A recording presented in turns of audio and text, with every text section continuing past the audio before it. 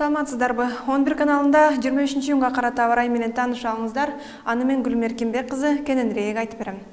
Алгач маанилүү жаңылыктарга токтоло кетели. Кытайда көпкө созулган жаан-чачынга байланыштуу жабыркагандардын саны 42 кишиге жетти.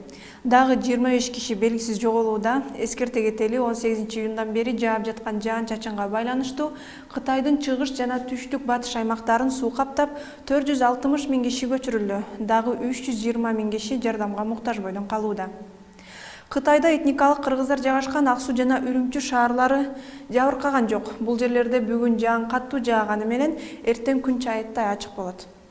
Ал эми Борбор Азия өлкөлөрүндө жаандуу күндөр эртең токтойт. Мисалы Казакстандын Борбор калаасы Астанада нөшөрлүү жаандан соң эртең ал себелеп жаайт.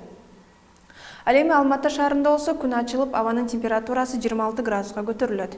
Көпкө созулган жаандуу күндөрдөн соң Өзбекстандын Фергана өрөөнүндө эртең булуттар таркап күндүн бети көрүнө баштайт. Ташкентте да так ушундай. Нукуста болсо термометр көрсөткүчү 36 градуска көтөрүлүп, кечинде өткүн өтөт. Түркмөнстанда абанын температурасы кескин көтөрүлүүдө. Мисалы Дашогузда эртең 37 градуска ысык болсо, Ашхабад шаарында 38 градуска жогору.